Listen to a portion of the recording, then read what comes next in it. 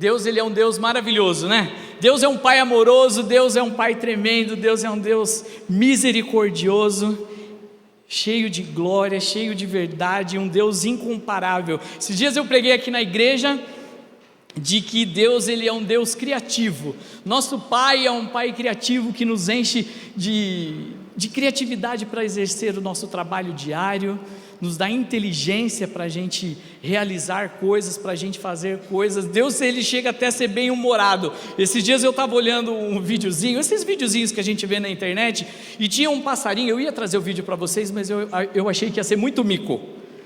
Já basta os micos que eu pago, né? Aí eu falei, eu vou trazer esse videozinho para os irmãos. Era um passarinho colorido, que para conquistar a passarinha, ele fazia uma dancinha assim, ó.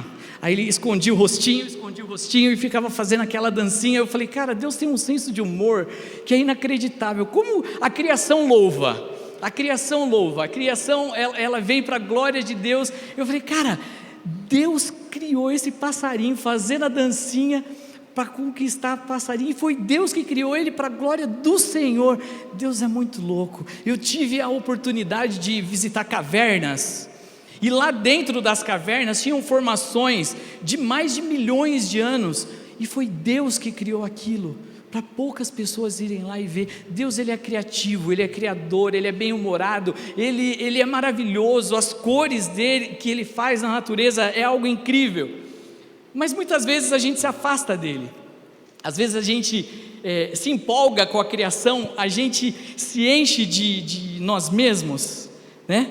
E a gente pede a nossa parte da herança, e simplesmente às vezes dá a louca na nossa cabeça, você fala, eu vou embora, me dá minha parte na herança, porque eu quero ir embora,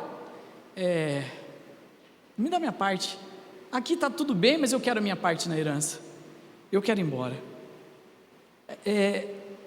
Você já experimentou silenciar um pouco a sua mente? Silenciar a mente.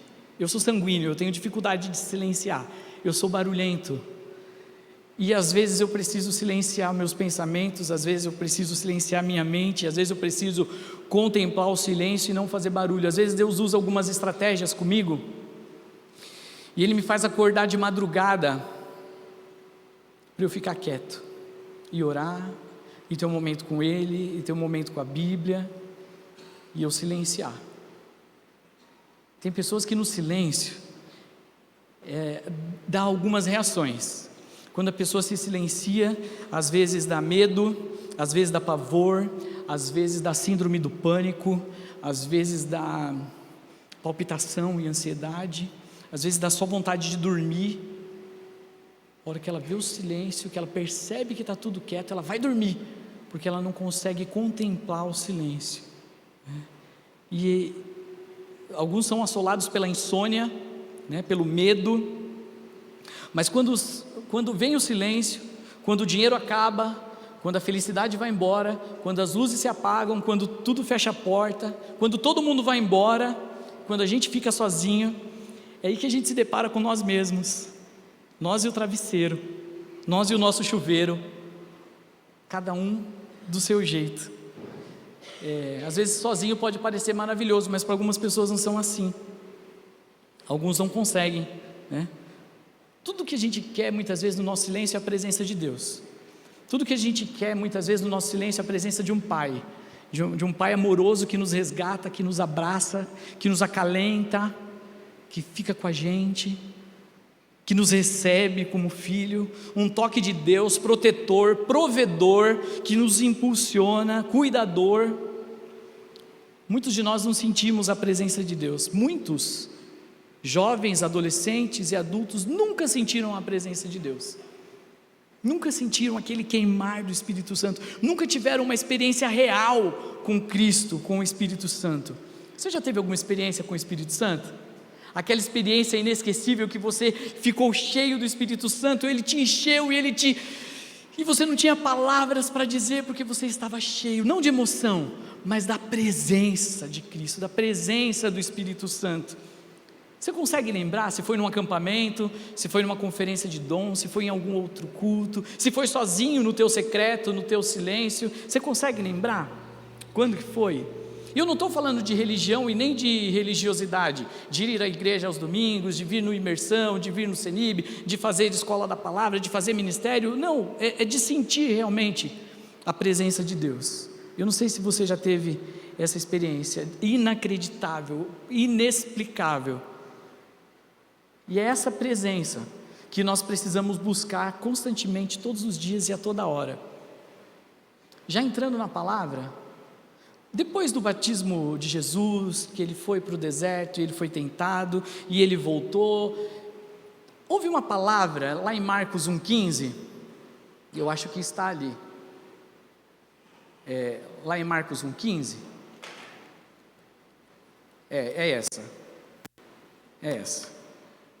O tempo é chegado, dizia ele, o reino de Deus está próximo, arrependam-se e creiam nas boas novas. Eu acho que eu não coloquei o título, né? Acho que eu não coloquei o título da mensagem. Aí, ó, o reino, eu e o mundo. Pode passar? É nós então. O tempo é chegado, dizia ele, o reino de Deus está próximo, arrependam-se e creiam nas boas novas. Além do arrependimento, Jesus anunciou algo que João não dava ênfase, que era o reino de Deus. Ali também se falava do fim dos tempos, também se falava do reino de Deus que estava próximo e estava chegando. E é sobre esse tema, o reino, que a gente fala e entra na primeira cadeira. Essa é a primeira cadeira, a cadeira do reino de Deus.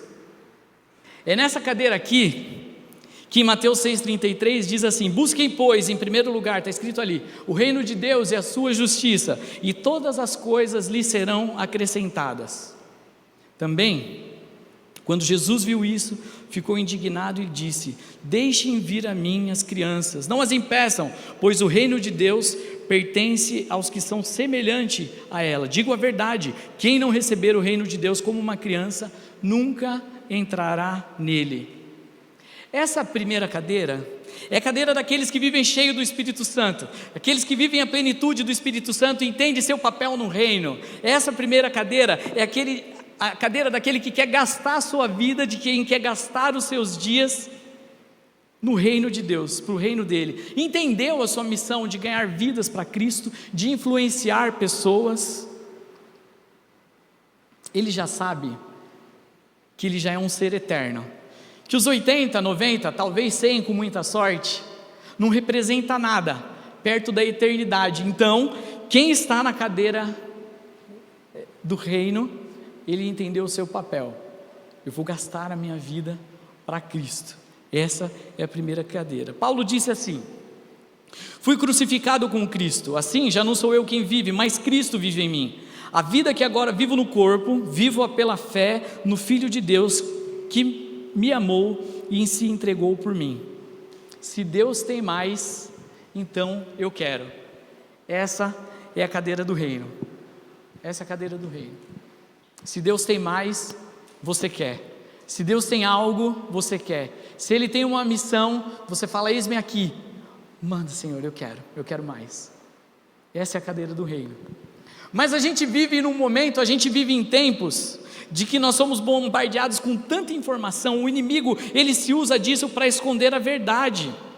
Se no passado ele ocultou a palavra de Deus, porque a palavra de Deus uma vez era lida somente em latim, as pessoas normalmente eram analfabetas, não sabiam ler, a Bíblia era em latim, poucas pessoas tinham acesso à palavra de Deus. Agora ele usa quase que a mesma estratégia. A palavra de Deus estava escondida nas mãos de poucos. Então, a Bíblia foi impressa, traduzida, Gutenberg fez a impressão, Martinho Lutero fez as 5 solas e tal, e a palavra de Deus chegou até nós, mas o inimigo não parou. O que ele faz hoje? Ele nos enche de informação, bombardeia a gente de informação, bombardeia muita informação, videozinho do passarinho, inclusive, videozinho, um monte de coisa, e a verdade está escondida no meio de um monte de informação, e a gente não consegue acessar a verdade, porque quando a gente olha, já passamos 1 hora fazendo outras coisas que não são interessantes, e deixamos de ler e acessar a verdade de Deus. São tantas pessoas falando sobre Deus, que quem tem a verdade? A verdade está na palavra, mas ela está oculta de tanta informação que a gente recebe no dia a dia. Quando a gente vê, acabou o dia, acabou o tempo. Hoje ele faz a mesma coisa. O diabo usa praticamente a mesma estratégia, nos distrai. E o diabo usa, o inimigo usa um foco total no eu. Ele usa um foco na autoindulgência, na autorrecompensa. São as coisas que nos afastam do centro da vontade de Deus. Sabe por quê? Porque a gente percebe que o eu é o que mais importa. Essa é a cadeira do eu. O eu é o que mais importa. Não importa se eu posso pagar, eu vou me endividar. Não importa se eu sou uma moeda de troca, eu dou o like e ganho a minha dose de dopamina grátis, porque eu quero dopamina no meu cérebro, eu quero um hormônio de prazer. Eu não trabalhei o ano todo, então agora eu mereço. Eu não lavei a louça, então agora eu quero. Eu não tirei nota na prova, então agora me dá meu presente. Eu não ganhei o meu 13º, então agora eu quero um carro novo, porque eu estou sentado na cadeira do eu. E aí, sabe o que acontece? A cadeira do eu acaba nos cansando. A cadeira do eu acaba nos cansando. E por eu estar muito cansado, eu também não faço ministérios. Por eu estar muito cansado, eu não sirvo. Afinal, eu trabalhei tanto. Eu mereço descansar. Eu não posso me desgastar. Eu estou sentado na cadeira do eu. Essa é a cadeira 2, a cadeira da moda, a cadeira do hedonismo.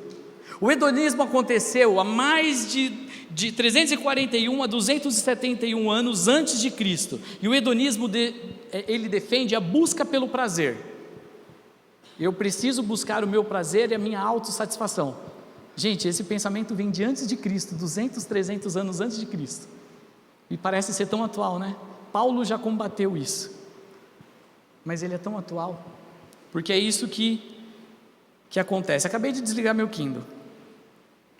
Essa é a cadeira 2, a cadeira do eu. Então lhes contou essa palavra: a terra de certo homem rico produziu muito bem.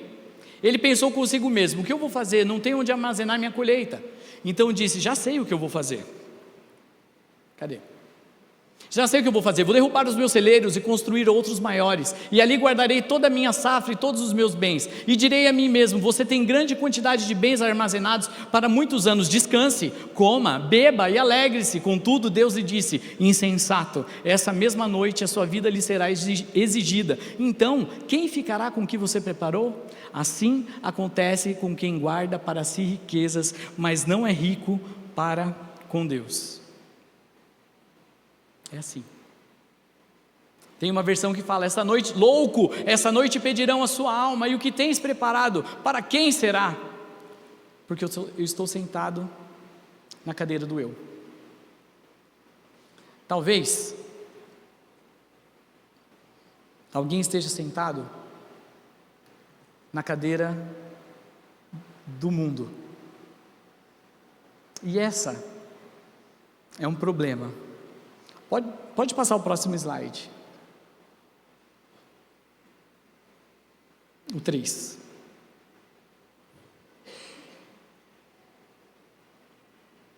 Não tem o 3?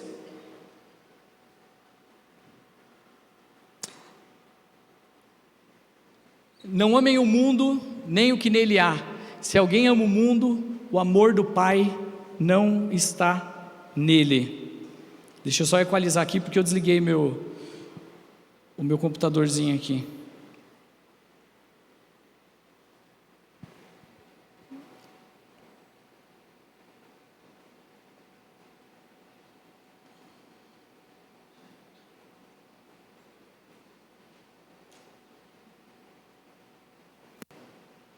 A cadeira do mundo. A cadeira do mundo, os homens precisam ser alertados. O mundo vai perecer. O mundo já está condenado. Mas talvez você possa dizer assim: isso não é para mim. Eu faço ministério, eu vou na igreja, isso não tem nada a ver comigo. Irmãos, sigam unidos o meu exemplo e observem os que vivem de acordo com o padrão que apresento a vocês, pois já disse repetidas vezes e agora repito com lágrimas: há muitos que vivem como inimigos da cruz de Cristo. O destino deles é a perdição, o seu Deus é o estômago e eles têm orgulho do que é vergonhoso, só pensam nas coisas terrenas. A nossa cidadania, porém, está nos céus, de onde esperamos ansiosamente o Salvador e Senhor Jesus Cristo. Então o mundo precisa ser alertado, o mundo precisa de um Salvador, o mundo precisa de um Pai perfeito. E adivinha quem que foi chamado para alertar o mundo? Eu e você. A Bíblia fala: como pois invocarão aquele que não creram? E como crerão naquele que não ouviram falar? E como ouvirão se não houver quem pregue? E como pregarão se não forem enviados? Como está escrito: como são belos os pés dos que anunciam as boas novas. O mundo não vai herdar o reino de Deus, nós somos incumbidos dessa missão. Os anjos queriam fazer essa missão de ir falar do amor de Deus, mas nós, que somos os parceiros de Deus nessa empreitada, essa missão é nossa. Olha o que a Bíblia fala: vocês não sabem que os perversos não herdarão o reino de Deus? Não se deixem enganar, nem imorais, nem idólatras, nem adúlteros, nem homossexuais, passivos ou ativos, nem ladrões, nem avarentos, nem alcoólatras, nem caluniadores, nem trapaceiros herdarão o reino de Deus. 1 Coríntios 6, 9 e 10. Nós estamos nessa luta, na cadeira do reino, para resgatar as pessoas do mundo, na cadeira do reino, para resgatar as pessoas do eu, ou talvez eu esteja sentado na cadeira do mundo, porque ora eu me comporto como alguém do mundo quando eu estou no meu trabalho, quando eu estou na faculdade, quando eu estou na escola, quando alguém me convida para um negócio que não é ilícito e ninguém precisa ficar sabendo, afinal o que se faz nos negócios fica no mundo dos negócios, ninguém precisa saber o que eu faço, e naquele momento eu estou sentado na cadeira do mundo. E quando se fala do avivamento no país de Gales, só um ponto que eu ia falar no final, mas eu vou falar agora. O avivamento do país de Gales não teve curas milagrosas, o avivamento do país de Gales não teve um grande derramar de línguas estranhas e tudo mais, mas o avivamento no país de Gales, houve um batismo de honestidade, onde as pessoas pagavam suas dívidas, onde os médicos recebiam dívidas que eles estavam dando como perdida. Nos tribunais não tinham casos para ser julgados, porque eles confiavam na justiça de Deus e não levavam mais as pessoas para os tribunais. Os bares pararam de vender cerveja e os bares estavam fechando, porque aquele lugar, no país de Gales, teve um batismo de honestidade. Muitas vezes o que nós precisamos, sim, é de um fogo do avivamento, mas nós também precisamos de um batismo de honestidade, para que nós possamos impactar essa nação. Billy Graham, ele fala assim: eu li a última página da Bíblia, tudo vai dar certo, tudo vai dar certo. Eu quero ler para vocês, não o Apocalipse 22, que é o último capítulo, mas eu quero ler o penúltimo capítulo, um trecho, que diz assim: então eu vi novos céus e nova terra, pois os primeiros céus e a primeira terra já tinham passado e o mar já não existia.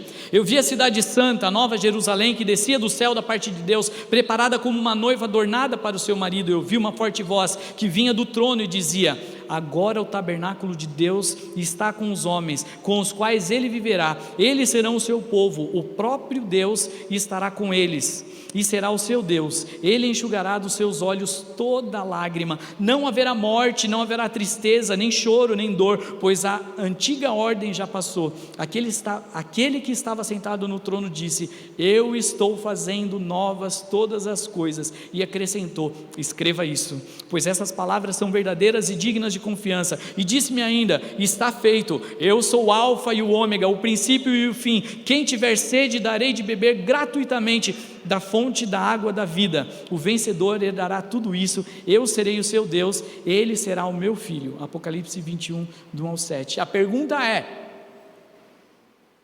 qual cadeira que nós estamos? Qual cadeira que a gente está? Será que você entendeu a sua missão? que o seu campo missionário é lá onde você foi enviado, no seu trabalho, na sua faculdade, na sua escola, na onde quer que você esteja inserido na sociedade.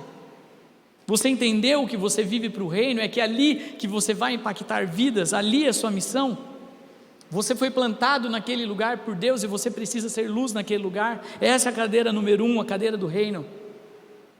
Será que lá no nosso trabalho, será que lá onde você foi plantado é que precisa de um avivamento?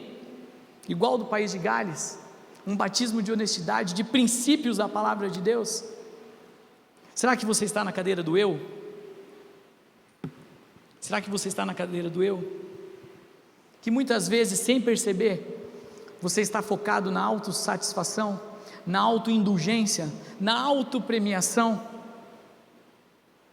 Ou será que você ou eu estamos na cadeira do mundo, precisando de um relacionamento íntimo com o Senhor, e derrubar toda a religiosidade, e entender que Deus não é simplesmente o culto de domingo, não é simplesmente fazer a escola da palavra durante a semana, ou ler a meditação? Deus é mais do que isso, o Espírito Santo tem mais para você. Será que você também está sentado na cadeira de número 3, a cadeira do mundo, e precisa de um Salvador? Todos querem um Salvador. Todos querem um Salvador. O grande desafio é se nós queremos um Senhor, é se nós queremos um Pai, se nós queremos um dono que nos dá esperança e um futuro. O que nós precisamos passar é de um arrependimento e de uma mudança de vida. Será que eu e você estamos fazendo a dança da cadeira? De domingo nós estamos na cadeira do reino, na sexta noite, talvez, em alguns momentos durante a semana, nós estamos na cadeira do eu, e aí eu sou o centro de tudo que acontece, eu sou o mais importante, nada é mais importante que eu. Quando eu estou no futebol, quando eu estou no jogo, quando eu estou no meu trabalho, na rodinha de amigos, eu estou na cadeira do mundo, e eu fico na dança das cadeiras. Mas eu quero te dizer que quando Jesus falava que o reino está vindo, é porque um dia tudo isso vai passar. E um versículo que eu acabei pulando diz que Deus vai nos pedir conta de todas as coisas, nós seremos julgados e todas as coisas nos serão pedidas em conta. O que nós vamos apresentar diante de Deus? Mãos limpas e coração puro? Ou nós apresentaremos só obras vazias, que não vale nada, porque eu quis um Salvador, mas eu não quis um Senhor? Talvez o que você precisa é de um posicionamento na sua casa, no seu trabalho, nos seus estudos, nas suas conversas diárias. O meu convite nessa tarde, embora a maioria aqui que eu conheço já conhece o Senhor Jesus como Senhor e Salvador, mas em algum momento da sua vida talvez você esteja fazendo a dança das cadeiras, então essa palavra é para você também. Talvez o que você e eu precisamos é de um posicionamento para sentar na cadeira do reino. A Bíblia fala que todas as coisas nos serão acrescentadas, todas as coisas nos serão acrescentadas, se a gente buscar primeiro o reino de Deus. Eu queria chamar o pessoal da música, porque logo em seguida eu queria convidar você junto comigo a fazer uma oração. E enquanto a gente canta essa canção, você possa identificar nesse exemplo tão simples, qual cadeira que eu estou sentado? E eu não estou falando sobre religiosidade, sobre religião. Cuidado com a religiosidade, porque normalmente a religiosidade ela está muito relacionada com a cadeira do eu. Essa palavra, Renatinho, não é para mim, porque veja bem, eu sou honesto, eu sou trabalhador, eu faço as minhas orações, eu dou o meu dízimo e dou minha oferta e está tudo bem, mas eu não faço mais nada além disso. Deus quer abrir os nossos olhos para que a gente saia da cadeira da religiosidade, da cadeira do eu, de que não é sobre somente aos domingos ou fazer uma peça de teatro, também é, mas é uma visão de reino, de saber que nós estamos nos nossos 80, 90, 100 anos chamados e plantados para uma missão de alcançar vidas para Cristo. É para isso que você nasceu, para servir a Deus e amar pessoas. É para isso que nós nascemos, para resgatar e abrir os olhos daqueles que estão no mundo. Isso não significa ser um fanático religioso e colocar Jesus goela abaixo, mas significa nós estarmos cheios do amor de Deus, e as pessoas, quando olham para nós, enxergam o próprio Jesus ali e falam: o que você tem? Eu estou sentado na cadeira do reino, é isso que eu tenho Jesus, eu tenho uma esperança, eu tenho um Salvador. Só que quando você está sentado na cadeira do mundo, ninguém reconhece que nós somos cristãos e nós somos iguais a todo mundo. Quando eu estou sentado na cadeira do eu sou igual a todo mundo.